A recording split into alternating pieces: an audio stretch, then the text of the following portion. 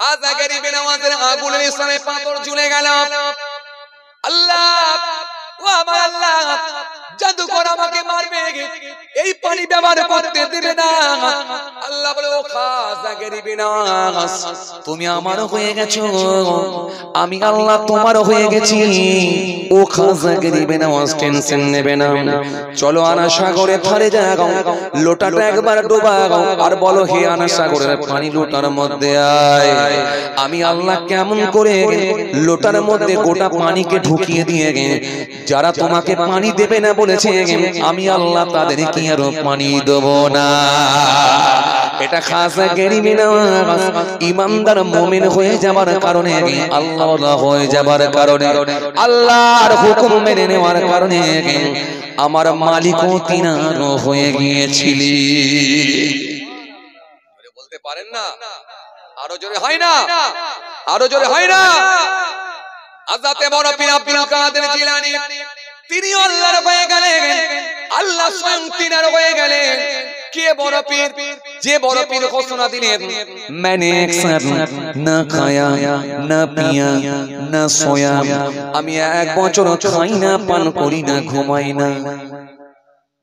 এত আস্তে সুবহানাল্লাহ। আমি আপনাদেরকে প্রথমেই বলেছি, এই জায়গায় এলে দু চারবার সুবহানাল্লাহ বলার সুযোগ পাই আমরা, কাজে লাগাও। এত আস্তে বলবেন সুবহানাল্লাহ, একটু জোরে হবে না? যে বড় পীর ঘোষণা দিয়ে বললেন, मैंने एक साल ना खाया ना पिया ना सोया, আমি এক বছর খাই না, পান করি না, ঘুমাই না। मैंने 40 साल ऐसा की वजू से सुबह की नमाज पढ़ा, আমি 40 বছর এসার ওযুতে ফজরের নামাজ আদায় করেছি। আরো জোরে বলেন। और 15 साल सारे एक पांव पर खड़ा होकर सुबह तक कुरान शरीफ खत्म करता रहा। আমি 15 বছর এক পায়ের উপরে দাঁড়িয়ে অপর পা তুলে নিয়ে, আবার এক পায়ের উপরে দাঁড়িয়ে অপর পা তুলে নিয়ে, এই রকম ভাবে আমি বড় পীর, আমি কুরআন শরীফ খতম করেছি। আর আল্লাহ বললেন, তুমি যখন আমার হয়ে গেছো, আমি আল্লাহ স্বয়ং তোমার হয়ে গিয়েছি। ও বড় পীর, তুমি কোথা দিয়ে যেতে চাও? আল্লাহ পানির উপর দিয়ে যেতে চাই। ও বড় পীর, পৃথিবীর মানুষ পানির উপর দিয়ে যেতে পারে না, কিন্তু আমি আল্লাহ খুশি হয়ে গিয়ে এই দরিয়ার উপর দিয়ে তোমার জন্য রাস্তা বানালাম। যাও, তুমি পানির উপর দিয়ে হেঁটে হেঁটে যাও। বড় পীর সাহেব পানির উপর দিয়ে হেঁটে গেলে পানিতে হুজুরের পা পর্যন্ত ভিজল না। বড় পীর সাহেব জীবনী পড়ে দেখেন, 7 দিন নিখোঁজ হয়ে গিয়েছিলেন, 7 দিন পাওয়া যায়।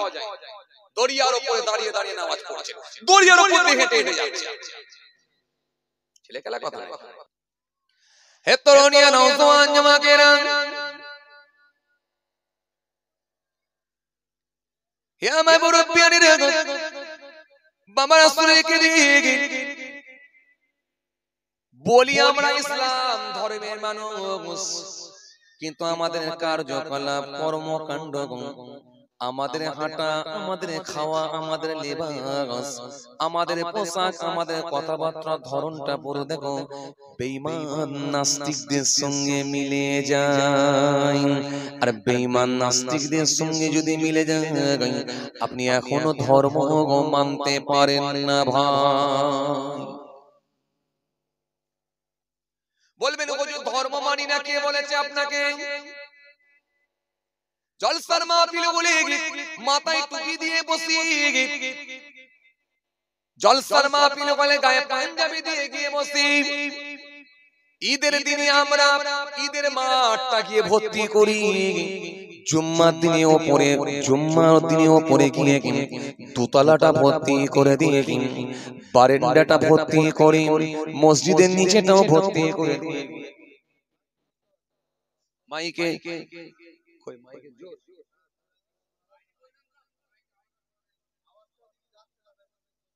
ওদিকে লোক আছে কি? ও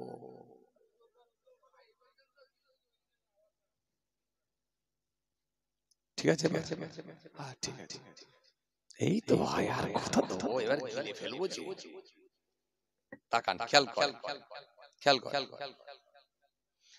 বলবেন হুজুর ঈদের দিনে গিয়ে আমরা ভিড় করি, গরু গোটা ঈদগাহ মাঠটা আমরা ভর্তি করে দিই, জুম্মার দিনে মসজিদে গিয়ে মসজিদ ভরিয়ে দিই, উপর তলা ভর্তি, নিচে তলা ভর্তি, বারান্দা ভর্তি, সামনে মসজিদের চত্বরটা ভর্তি, পুরোটাই তিরপল বিছিয়ে দেওয়া হয়েছে ভর্তি।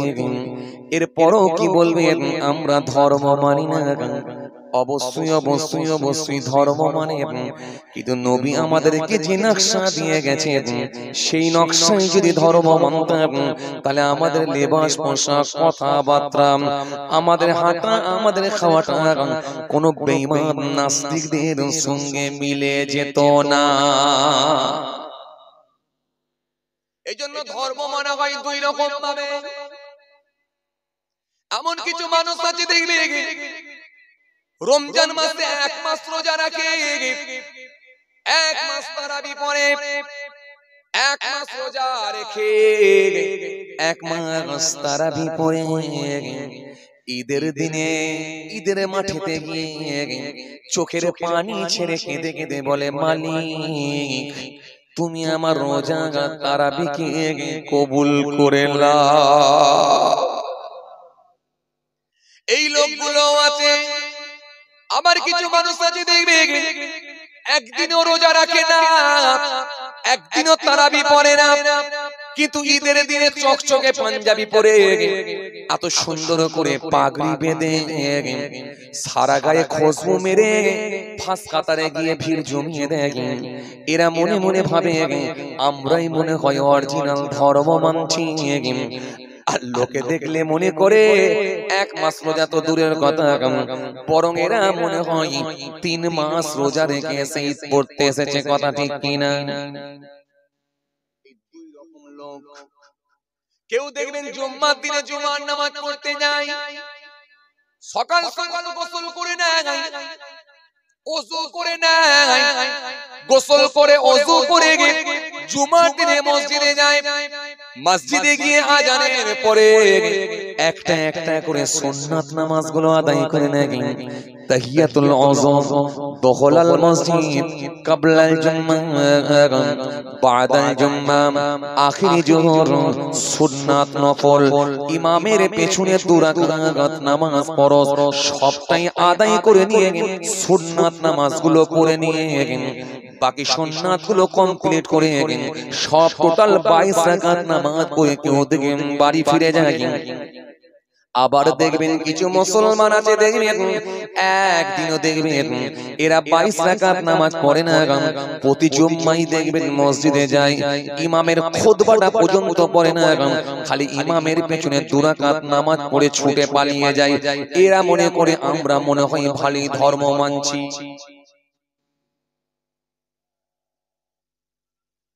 এই দুই ধরনের মানুষ হয়ে যাবার কারণেতে আসল লোক কমে গেছে, ফেক লোক বেড়ে গেছে, নকল বেড়ে গেছে, আসল কমে গেছে। এই আসল কমে যাওয়ার কারণে নকল গুলো এত বেড়ে গেছে, আসল আর নকল চেনা যায় না। যেন কোম্পানি লিখে দিয়েছে নকল মালের উপরে লেখা আছে নকল হইতে সাবধান, আসল আর খুঁজবেন কোথায় পাবেন একবার বলুন। এই জন্য বাবাজি আমার ভাইরা, অরিজিনাল যদি ইমানদার ধার্মিক যদি হয়ে যান, তোমাদের সঙ্গে কানেকশন সম্পর্ক আমার আল্লাহর স্বয়ং হয়ে যাবে। আল্লাহর নিজের ওয়াদা আছে, হবে না? এই জন্য আপনাকে ডিসাইড করতে হবে, আমি তো টুপি পরি জামা পরি, এখনো কেন মিথ্যা বলছি? আমি তো টুপি পরি জামা পরি, এখনো কেন মানুষের মাল আত্মসাৎ করে নিচ্ছি? আমি তো টুপি পরি জামা পরি জুম্মা পরি, এখনো কেন মানুষকে বোকা বানিয়ে প্রতারণা করছি? আমি তো টুপি পরি জামা পরি জুম্মা পরি, এখনো কেন আমার বাড়িতে বন্ধন ঢুকিয়ে রেখেছি? আমার বউটাকে কেন মহিলা সমিতির হেড বানিয়েছি? তখন উত্তর এসে যাবে, তুই ধর্ম মানিস না, তুই ধর্ম মানিস না। তুই ধর্ম মানিস না, ধর্মকে শুধু সাইনবোর্ড হিসেবে ব্যবহার করিস। তুই জুম্মার দিনে 22 রাকাত পড়িস না, 2 রাকাত পড়িয়ে গেস। তুই রোজা রাখিস না, তারাবি পড়িস না, খালি ঈদ আর বকরা ঈদ পড়িয়ে গেস। তুই তো কুরবানির দিনে খালি সুদের টাকা তুলে বড় কুরবানি করিস। তুই আসলে ধর্ম মানিস না, ধর্মকে শুধুমাত্র ব্যবহার করেছিস। এই জন্য তুই অন্যায় থেকে বাঁচতে পারিস না। যদি তুই ধর্মকে পরিপূর্ণভাবে মেনে নিতিস, তাহলে তুই সমস্ত অন্যায় কাজগুলো থেকে বেঁচে যেতিস। কেননা আমার আল্লাহর ওয়াদা আছে, আমার আল্লাহর কথা আছে, আমার আল্লাহর ওয়াদা আছে। সুন্দর করে আমার আল্লাহ জানিয়েছেন, ইয়া আইয়ুহান নাসু উবুদু রাব্বাকুমুল্লাযী খালাকাকুম والذين من قبلكم لعلكم تتقون। হে মনুষ্য জাতি, হে মানুষ সকল, তোমরা আমি আল্লাহর ইবাদত করো, রবের ইবাদত করো, যিনি তোমাদেরকে সৃষ্টি করেছেন, তোমাদের পূর্বের মানুষগুলোকে সৃষ্টি করেছিলেন। উদ্দেশ্য অন্য কিছু নয়, একটাই কারণ, লাআল্লাকুম তাত্তাকুন, যাতে করে তোমরা মুত্তাকি পরহেজগার খোদা ভীরু হতে পারো। ধর্ম এসেছে কেন? মানুষকে ভালো করার জন্য। ধর্ম এসেছে কেন? মানুষকে সোজা পথের পথিক বানানোর জন্য। ধর্ম যদি তোমরা মেনে নাও, নিশ্চিত ভাবে তোমরা ভালো হয়ে যাবে। আর ধর্ম যদি তোমরা ছেড়ে দাও, তাহলে এই মানুষকে কেউ কোনোদিন ভালো রাখতে পারবে না। এই জন্য দেখেন, এই মানুষকে কন্ট্রোল করার জন্য প্রশাসন নামানো হয়েছে। থানায় থানায় পুলিশ প্রশাসন দেওয়া হয়েছে। রাস্তায় দেখেন ছোট ছোট কাউন্টার করে প্রশাসন নামানো হয়েছে। গাড়ি চেকিং হচ্ছে। কখনো মানুষকে জিজ্ঞাসা করা হচ্ছে তুমি কোথায় যাবে। পুলিশ ফাঁড়ির ব্যবস্থা করা হয়েছে, পুলিশ ক্যাম্পের ব্যবস্থা করা হয়েছে। কেন? এই মানুষকে নিয়ন্ত্রণে রাখার জন্য, এই মানুষকে কন্ট্রোলে রাখার জন্য পুলিশ লাগানো হয়েছে, প্রশাসন দেওয়া হয়েছে। শুধু তাই নয়, ইলেকশনের সময় কেন্দ্র বাহিনী নামানো হয়, সিআরপিএফ নামানো হয়, বিএসএফ নামানো হয়, যাতে করে মানুষকে কন্ট্রোলে রাখা যায়। কেন? ইলেকশনের ডামাডোল যখন বেজে ওঠে, প্রত্যেকটা রাজনৈতিক দল তখন গরম হয়ে যায়। ওই সময় আরো গোলমাল হওয়ার আশঙ্কা থাকে বলে এই মানুষকে নিয়ন্ত্রণে রাখার জন্য প্রশাসন, পুলিশ যদি কন্ট্রোল করতে না পারে, তখন সিআরপিএফ, বিএসএফ, তখন কেন্দ্র বাহিনী নামিয়ে দেওয়া হয়। মানুষকে অন্তত নিয়ন্ত্রণে রাখবে, কন্ট্রোলে রাখবে, এই মানুষকে সিধা করবে। অথচ আপনি দেখেন, এই প্রশাসনকে ভয় পাওয়ার জন্য কত রকমের সিস্টেম অবলম্বন করা হয়েছে। তাদের ড্রেসটা আলাদা, ইউনিফর্ম আলাদা, ড্রেস আলাদা, নামাজি লোকের ড্রেস আলাদা, স্কুলের স্টুডেন্টদের ড্রেস আলাদা, মাদ্রাসার ছাত্রদের ড্রেস আলাদা, আর প্রশাসনের ড্রেস দেখেন আলাদা। দেখলে বুঝতে পারবেন এরা মানুষকে কন্ট্রোল করার জন্য, এরা হলো প্রশাসন, পুলিশ।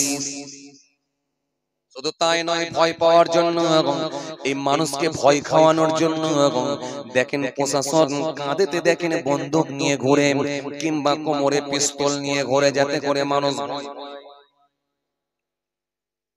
যাতে করে মানুষকে কন্ট্রোলে রাখা যায়, যাতে করে মানুষকে নিয়ন্ত্রণে রাখা যায়, কন্ট্রোলে রাখা যায়।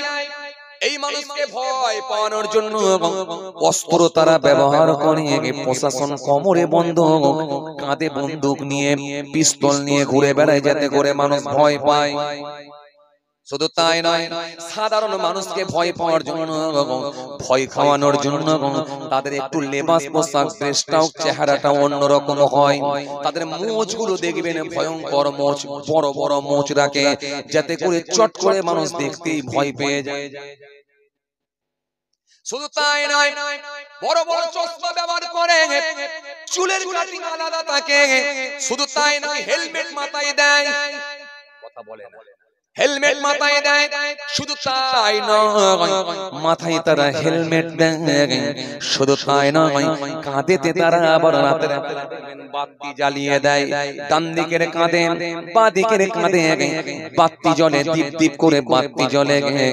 ক্যামেরা হয়, বুক পকেটে ক্যামেরা লাগানো, হেলমেটে ক্যামেরা লাগানো আছে, যাতে করে সাধারণ মানুষের ভেতরে একটা ভয় ভীতি ঢুকে যায়।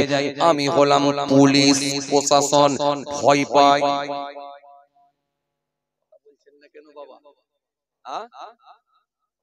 তাহলে এই ভয় পাওয়ানোর জন্য, মানুষকে নিয়ন্ত্রণে রাখার জন্য, মানুষকে কন্ট্রোলে রাখার জন্য সরকার প্রশাসনের ব্যবস্থা করেছে।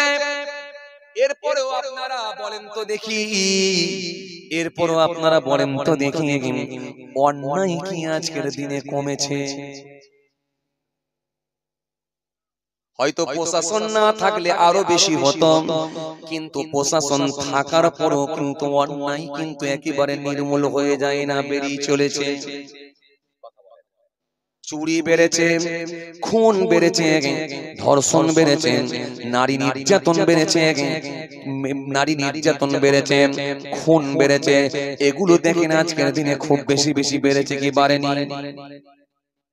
যদিও সরকারের হিসাবে যদি দেখা হয় এগুলি অন্যায় বলে মনে করে, চুরি করাটা অন্যায়, ডাকাতি করাটা অন্যায়, খুন করাটা অন্যায়, নারী নির্যাতন, শারীরিক দর্শন, শারীরিক সম্পর্ক, নারী নির্যাতন, এইগুলো হলো তাদের দৃষ্টিতে অন্যায়।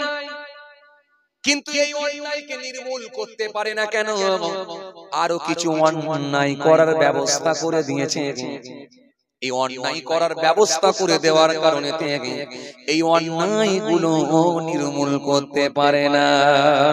যদি বলেন হুজুর আরো কিছু অন্যায়, সেগুলো কি? মদকে তারা জায়েজ করে দিয়েছে, হালাল করে দিয়েছে। মদকে দেখুন তারা জায়েজ করে দিয়েছে, হালাল করে দিয়েছে। মদকে তারা হালাল করে দিয়েছে, জায়েজ করে দিয়েছে। মদ এমন একটা জিনিস যেটা খেয়ে ফেললে নিজের সেন্সটা হারিয়ে যায়। মদ খেয়ে কোনো অন্যায় কাজ করাটাই স্বাভাবিক হয়ে যায়। কিন্তু আমার ইসলাম সুন্দর করে বলল, না না, শুধু এক চুরি নয়, শুধু খুন নয়, শুধু নারী নির্যাতন নয়, বরং নেগেটিভ কাজগুলো কি তোমরা ছেড়ে দাও। আল্লাহ সুন্দর করে বললেন, তা'মুরুনা বিল মা'রুফ ওয়া তানহাউনা আনিল মুনকার। আমি আল্লাহ যেগুলো আদেশ করেছি স্বতঃস্ফূর্তভাবে গ্রহণ করো, যেগুলো তোমাদেরকে নিষিদ্ধ করা হয়েছে সেগুলো তোমরা বর্জন করো, ছেড়ে দাও। আজ যদি মদ ছেড়ে দেওয়া হতো, আজ যদি সুদ খাওয়া ছেড়ে দেওয়া হতো, আজ যদি লটারির টিকিট ছেড়ে দেওয়া হতো, আজ যদি মিথ্যা বলা বন্ধ করে দেওয়া হতো, আজ যদি গীবত করা বন্ধ করা হতো, এরকম একটা একটা করে নেগেটিভ কাজগুলো যদি ছেড়ে দেওয়া হতো, ওই মানুষগুলো দেখতেন অটোমেটিক্যালি পরিবর্তন হয়ে যেত। কোনো বড় অন্যায় করার জন্য আরো প্রস্তুতি প্রিপারেশন নিতে পারত না। কারণ ছোট অন্যায় যে করা বন্ধ করবে, সেই ব্যক্তিটা তো বড় অন্যায় করতেই পারবে না। কিন্তু মানুষের দৃষ্টিতে আমরা মনে করি কি বড় অন্যায় কি চুরি করা, হত্যা করা, নারী নির্যাতন, এগুলোই বড় অন্যায়। এছাড়া আর মনে হয় এগুলো অন্যায় নয়। তাদের চোখে, তাদের দৃষ্টিতে এগুলো অন্যায় নয়। কিন্তু আমার ইসলাম, আমার ধর্ম, আমার আল্লাহ সুন্দর করে বলেছেন এগুলো হলো অন্যায়, এগুলো হলো পাপের কাজ। এই পাপগুলো থেকে যদি তোমরা বাঁচতে পারো, আমি আল্লাহ বলছি সমস্ত অন্যায় কাজ থেকে তাহলে তোমরা বাঁচতে পারবে। এজন্য ছোট মনে করে যেন অন্যায় করে ফেলো না। এজন্য মদ খাওয়াটা ছোট অন্যায় নয়, বরং এটা হলো কাবিরা গুনাহ। লটারি কাটাটাও ছোট অন্যায় নয়, এটাও হলো কাবিরা গুনাহ। সুদ খাওয়াটাও ছোট অন্যায় নয়, এটাও হলো কাবিরা গুনাহ। ঘুষ নেওয়াটা ছোট অন্যায় নয়, এটাও হলো কাবিরা গুনাহ। লোকের মেরে নেওয়াটা ছোট অন্যায় নয়, এটাও হলো কাবিরা গুনাহ। মিথ্যা বলাটা ছোট অন্যায় নয়, এটাও হলো কাবিরা গুনাহ। এজন্য সবগুলোকে তোমরা বড় গুনাহ মনে করে বেঁচে থাকার চেষ্টা করো।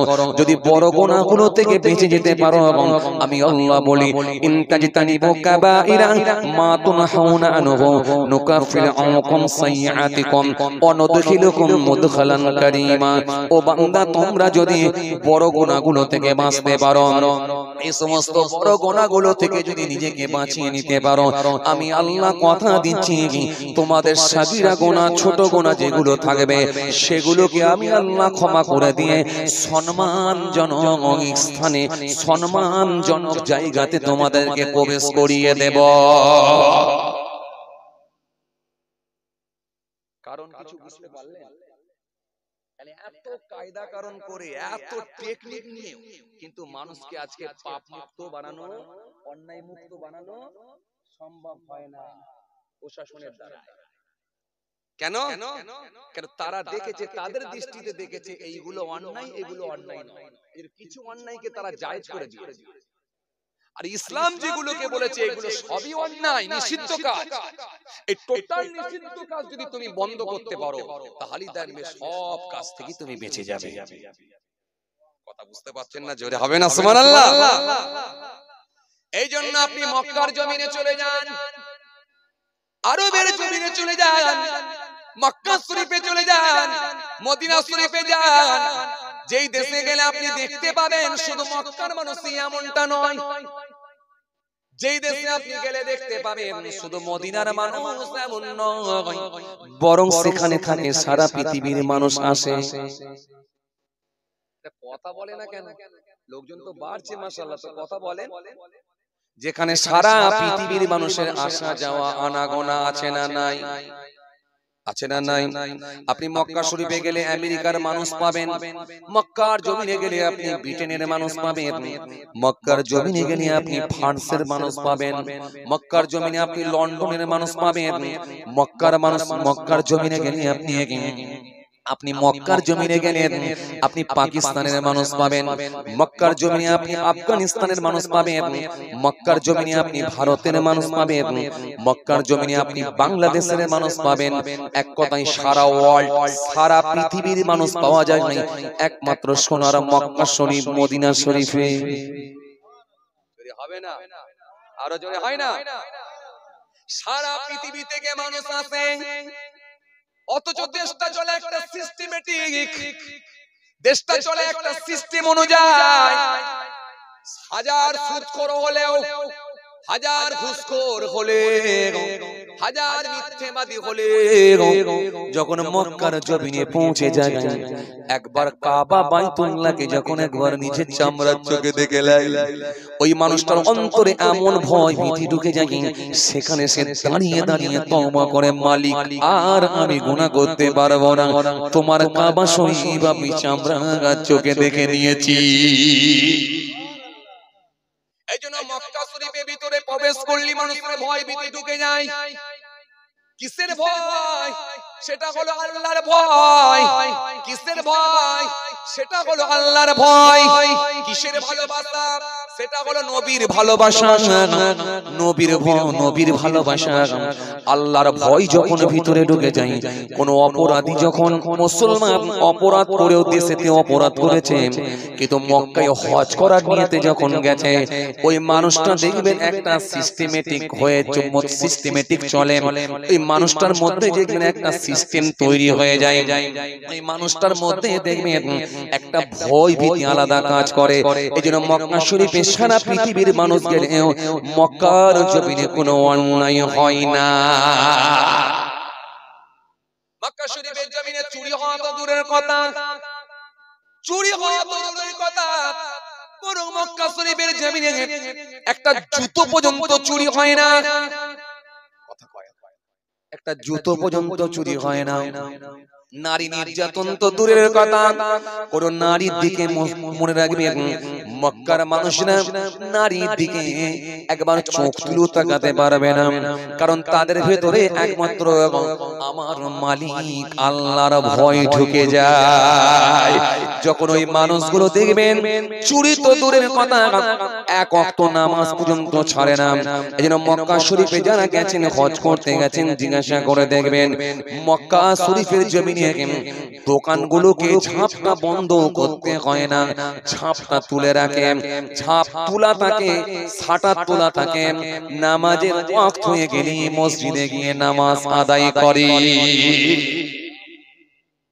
মসজিদে গিয়ে যখন নামাজ আদায় করতে যায়, দোকান ওপেন থাকে, সে জানে দোকান খোলা আছে, কিন্তু এটাও জানে চুরি করবে কে, চুরি করার লোক নাই, কারণ এখানে তো সবাই নামাজি, সবাই আছে মসজিদে আল্লাহর ঘরে।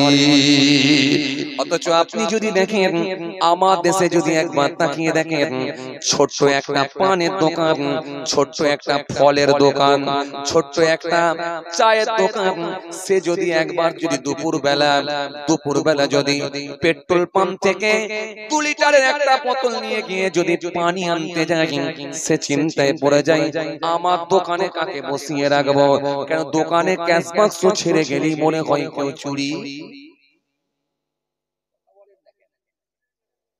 হয়ে যাবে। এই কথা মনে করে ক্যাশ বাক্সে একজনকে বসিয়ে রেখে যায়। আবার চিন্তা করলো, যাকে বসিয়ে রেখে যাচ্ছি সে যদি আবার ক্যাশ বাক্স থেকে ফাঁকা করে দেয়, তাহলে আরো সর্বনাশ। আমার 700 টাকা আছে মাত্র ক্যাশে, সেটাও চুরি হয়ে যাবে। আবার ক্যাশেতে মেরেছে ছোট্ট একটা তালা, ছোট্ট একটা তালা মেরে দিয়ে আর একজন পরিচিত লোককে বসিয়ে রেখে 2 বোতল পানি আনতে যাচ্ছে। 2 বোতল পানি আনার মতো তার সাহসে কোলাচ্ছে না, চুরি হয়ে যাবার ভয়ে। কেন আমার দেশের মানুষরা ধর্ম ঠিকঠাক মানে না, শুধু জুম্মার দিনে 2 রাকাত নামাজ পড়ে আর ঈদ বকরিদ করে চালিয়ে দেয়, যার কারণে এদের ভেতরে আল্লাহর ভয়। আসল জায়গায় এলাম, বুঝতে পারছেন তো? এই আসল জায়গায় এলাম, বুঝতে পারছেন তো?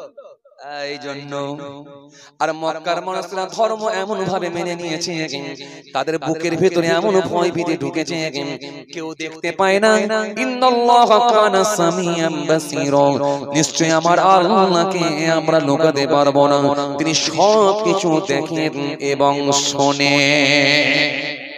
জোরে হবে না, আরো জোরে হয় না। এই ভয়টা ভেতরে ঢুকেছে। এই ভয়টা ঢুকলো কি করে? সেটা ইবাদত করার কারণে, নামাজ পড়ার কারণেতে ভয় ভীতি ঢুকে গেল। আর এই ভয়টা যখন ঢুকে যাবে, তখনই দেখবেন সে মানুষটা কন্ট্রোলে থাকবে, নিয়ন্ত্রণে থাকবে। সেই মানুষটা কখনো দেখবেন সিস্টেমের বাইরে চলে যেতে পারবে না, কোনো অন্যায় কাজের সঙ্গে সম্পৃক্ত হতে পারবে না। তার বুকের ভেতরে একটাই ভয়, সেটা হলো মালিকের ভয়, রবের ভয়, আল্লাহর ভয়। আমরা শুধু জলসার দিনে টুপি টাপা পরে পাঞ্জাবি পরে এসে বসে পড়লাম, ঈদের দিনে একবার পুরো ঈদগাহ মাঠে গিয়ে ময়দানটা ভর্তি করে দিল। আর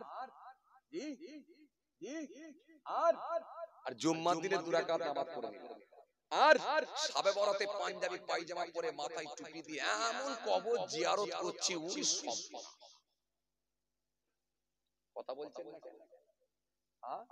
মাজার জিয়ারত করছে, কবর জিয়ারত করছে, ওফ ওটা শরীরে সুন্দর চেহারা, সুন্দর পাঞ্জাবি, একেবারে খুশবু টুশবু মেরে, টুপি টুপি মেরে, একেবারে পাগড়ি টাগড়ি দিয়ে, সাদা পাঞ্জাবি, সাদা পায়জামা, সাদা আপনার কি বলে টুপি, সাদা অ্যাপাচি গাড়ি, সাদা সাদা জুতো, ভোরবেলা 1 কাপ চা খেলি বলে সাদা সিগারেট দেয়, কথা বলে মেরে দিয়ে ঘর। মনে মনে ভাবছে বিরাট ধর্ম মানছে। এই ধর্ম মানলে কখনো ভালো হয়। ধর্ম যদি মানেন, বিশ্বাস করেন, এখানে যদি কোনো হাজী সাহেব থাকে জিজ্ঞাসা করে দেখেন, মক্কা শরীফে রাতেও হজ হয়, দিনেও হজ হয়, সারা দিন রাত চলছে তওয়াফ, সারা দিন রাত 24 ঘন্টা চলছে তওয়াফ, 24 ঘন্টা চলছে হাজরে আসওয়াদে চুমা, 24 ঘন্টা চলছে সাফা মারওয়া সাহি। জিজ্ঞাসা করে দেখেন, কোন পুরুষ মানুষ যদি বলে, কোন স্বামী যদি বলে তার বউকে বলে, দেখো আমার শরীরটা ভালো লাগছে না, একটু জ্বর জ্বর লাগছে, আজকে মনে হয় রাত্রে আমি আর উমরা করতে যেতে পারলাম না, আমি বড় দুঃখিত, চোখের পানি ছেড়ে কাঁদছে। বিবিকে যদি বলে, বিবি তুমি একটা উমরা করে আসতে পারতে তো, বিবিটা যদি একটু সাহস থাকে বলবে, ঠিক আছে আমি যাচ্ছি। হোটেলের একটা কার্ড নেবে, হোটেলের কার্ড নিয়ে নিজের ব্যাগটা নেবে, বেরিয়ে পড়বে। আয়েশা মসজিদে যাবে, নিয়ম সিস্টেম যদি জানা থাকে, ওখান থেকে একদম ইহরাম বেঁধে সোজা মক্কা শরীফে চলে আসবে, দোয়া পড়বে, কাবা বাইতুল্লাহ তওয়াফ করবে, কাবা বাইতুল্লাহ তওয়াফ করবে। হাজির আসওয়াদের জমা দেবে, সাফা মারওয়া সাই করবে 4.5 ঘন্টা, 4.5 ঘন্টা স্বামী ছাড়া লিখে রেখে দেন, একা উমরা করে হজ করে নিয়ে স্বামীর কাছে গিয়ে পৌঁছাবে, তাকে হাইজ্যাক করা, তাকে কিডন্যাপ করা তো দূরের কথা, তার দিকে চোখ তুলে তাকাবার মতো কারোর লোক নাই। জোরে বলতে পারেননি? তাকে স্পর্শ করা তো দূরের কথা, তার দিকে তাকানোর মতো লোক নাই। এটা হলো মক্কা শরীফ, মদিনা শরীফ। কেন বললাম? মক্কা মদিনায় ঢুকলেই মানুষের ভিতরে, বুকের ভিতরে ভয় ভীতি ঢুকে যায়। কার? মালিকের, আল্লাহর। আর এই ভয়টা ঢুকে যাওয়ার কারণে তারা অন্যায় মুক্ত, অপরাধ মুক্ত। এরপরেও তারা নিয়ম করেছে, আরবের নিয়ম, সেটা হলো কোরআনের বিচার। ওমান লাম ইয়াহকুম বিমা আনজালাল্লাহ ফাউলাইকা হুমুজ জালিমুন, ওমান লাম ইয়াহকুম বিমা আনজালাল্লাহ ফাউলাইকা হুমুল ফাসিকুন, ওমান লাম ইয়াহকুম বিমা আনজালাল্লাহ ফাউলাইকা হুমুল কাফিরুন। আল্লাহ পাক কোরআন শরীফের মধ্যে সুন্দর করে বললেন, পৃথিবীর জমিনে যখন তোমরা বিচার করবে, আমার কোরআন দ্বারা বিচার করবে, আমার কোরআন দ্বারা যারা বিচার না হয়, ফাউলাইকা হুমুজ জালিমুন, অবশ্যই আমি আল্লাহ বলছি সে হবে জালিম। পৃথিবীর জমিনে যখন তোমরা বিচার করবে, আমার আইন দিয়ে, আমার কোরআন দিয়ে বিচার করবে, আমার কোরআন দিয়ে যদি বিচার না হয়, ফাউলাইকা হুমুল কাফিরুন, আমি আল্লাহ বলছি সে হবে কাফির। ওমান লাম ইয়াহকুম বিমা আনজালাল্লাহ ফাউলাইকা হুমুল ফাসিকুন, পৃথিবীর জমিনে তোমরা আমার কোরআন দিয়ে, আমার আইন দিয়ে বিচার করবে, যদি বিচার না করো, আমি আল্লাহ বলছি ফাউলাইকা হুমুল ফাসিকুন, আমি আল্লাহ বলি অতঃপর সে হবে একজন ফাসিক। এই জন্য আমার কোরআন দিয়ে যদি বিচার না হয়, সে হবে ফাসিক। আমার কোরআন দিয়ে যদি বিচার না হয়, সে হবে কাফির। আমার কোরআন দিয়ে যদি বিচার না হয়, সে হবে জালিম। এই কোরআনের আইনকে তারা সম্মান দিয়ে মক্কার জমিনে কোরআনের আইন দিয়ে বিচারের ব্যবস্থা করে দিয়েছে।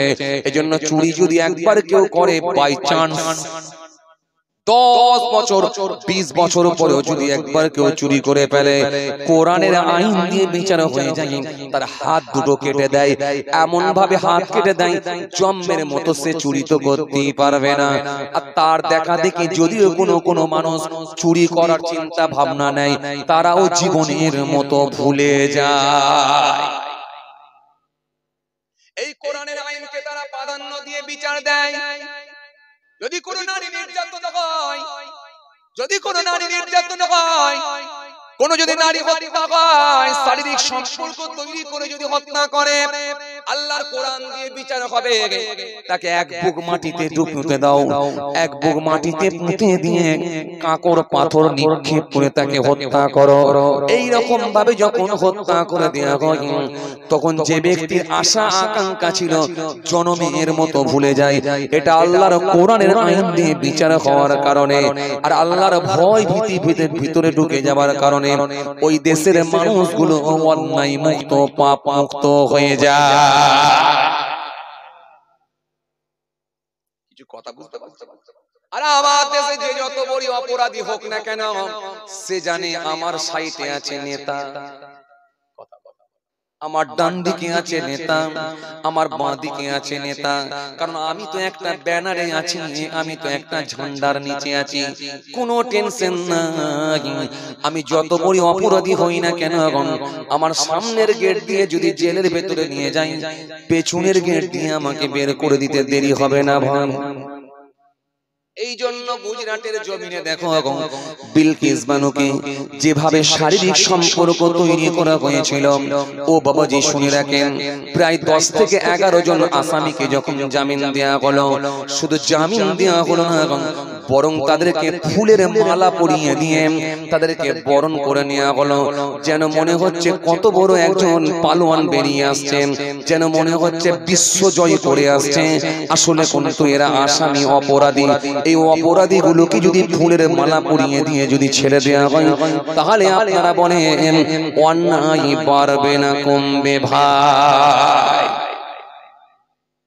এই জন্য আপনাদেরকে আমি শুরুতে একটাই বলেছিলাম, প্রশাসন দিক র‍্যাব দিয়ে পুলিশ দিয়ে পুলিশ দিয়ে র‍্যাব দিয়ে প্রশাসন দিয়ে বিএসএফ দিয়ে মানুষকে নিয়ন্ত্রণে রাখা যাবে না। এই মানুষকে যদি নিয়ন্ত্রণে রাখতে হয়, মানুষকে যদি কন্ট্রোল করতে হয়, একমাত্র আমার মালিক আল্লাহ আমার রবের ভয় ভিতরে ঢুকাতে হবে। আর রবের ভয় তখনই ঢুকবে যদি আপনি মুত্তাকি পরেজগার খোদাবীর হতে পারেন।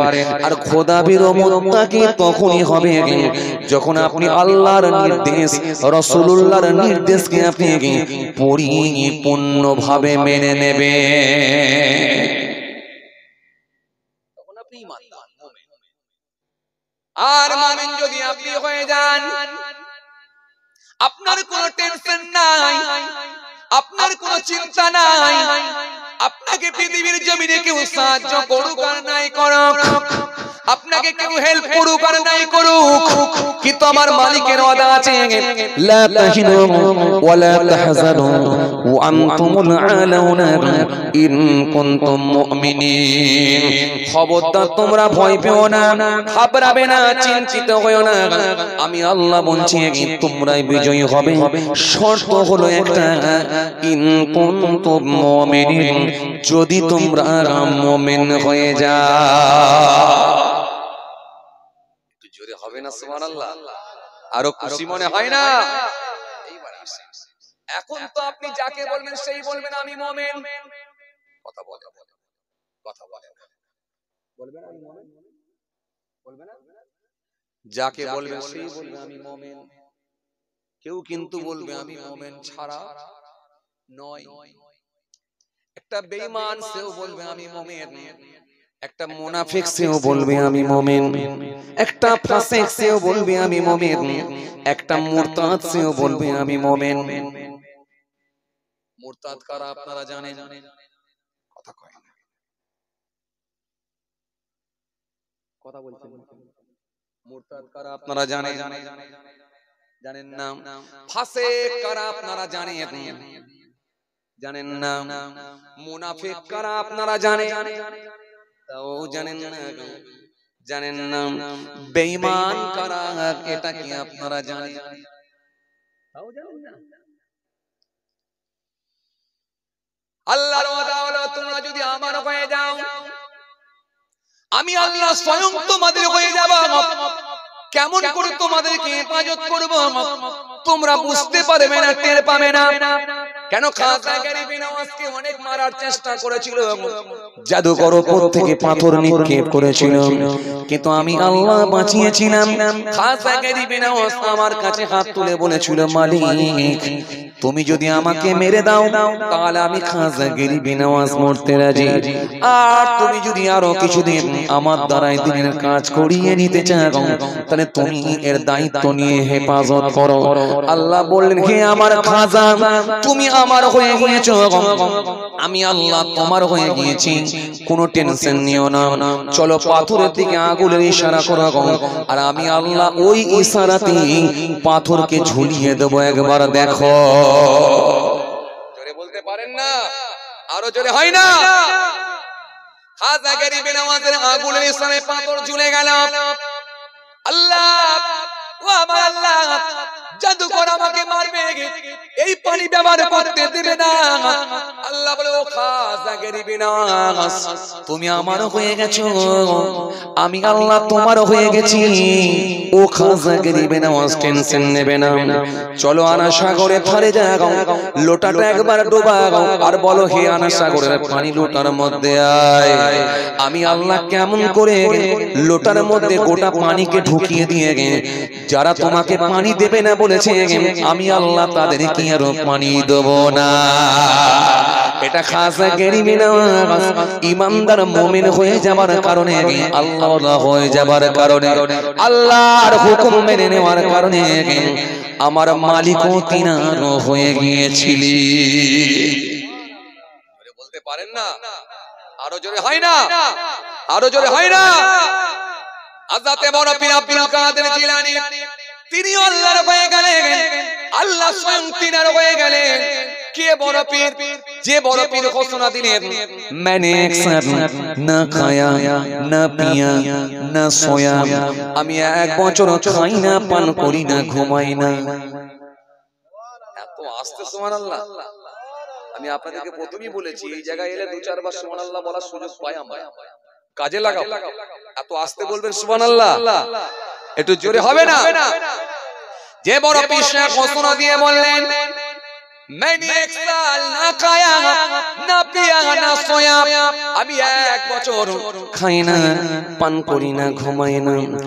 मैंने 40 साल ऐसा की वजू से सुबह की नमाज पढ़ा, আমি 40 বছর ঈশার ওযুতে ফজরের নামাজ আদায় করেছি। আরো জোরে বলেন। और 15 साल सारे एक पांव पर खड़ा होकर सुबह तक कुरान शरीफ खत्म करता रहा। আমি 15 বছর এক পায়ের উপরে দাঁড়িয়ে অপর পা তুলে নিয়ে আবার এক পায়ের উপরে দাঁড়িয়ে অপর পা তুলে নিয়ে এই রকম ভাবে আমি বড় পীর, আমি কুরআন শরীফ খতম করেছি। আর আল্লাহ বললেন, তুমি যখন আমার হয়ে গেছো, আমি আল্লাহ স্বয়ং তোমার হয়ে গিয়েছি। ও বড় পীর, তুমি কোথা দিয়ে যেতে চাও? আল্লাহ পানির উপর দিয়ে যেতে চাই। ও বড় পীর, পৃথিবীর মানুষ পানির উপর দিয়ে যেতে পারে না, কিন্তু আমি আল্লাহ খুশি হয়ে গিয়ে এই দরিয়ার উপর দিয়ে তোমার জন্য রাস্তা বানালাম। যাও, তুমি পানির উপর দিয়ে হেঁটে হেঁটে যাও। বড় পীর সাহেব পানির উপর দিয়ে হেঁটে গেলে পানিতে হুজুরের পা পর্যন্ত ভিজল না। বড় পীর সাহেব জীবনী পড়ে দেখেন, 7 দিন নিখোঁজ হয়ে গিয়েছিল, 7 দিন পাওয়া যায়। দরিয়ার উপরে দাঁড়িয়ে দাঁড়িয়ে নামাজ পড়ছে, দরিয়ার উপর দিয়ে হেঁটে হেঁটে যাচ্ছে। ছেলে খেলা কথা না,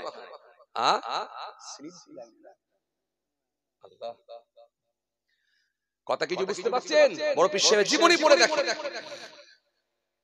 ফুরফুরাস্তরে মুজাদ্দিদ জামান আমিরুশ শরিয়াত দাদা হুজুর পীর কেবল রহমাতুল্লাহ আলাইহি, তিনি আল্লাহর হয়ে গেলেন, আল্লাহ স্বয়ং তিনার হয়ে গেলাম।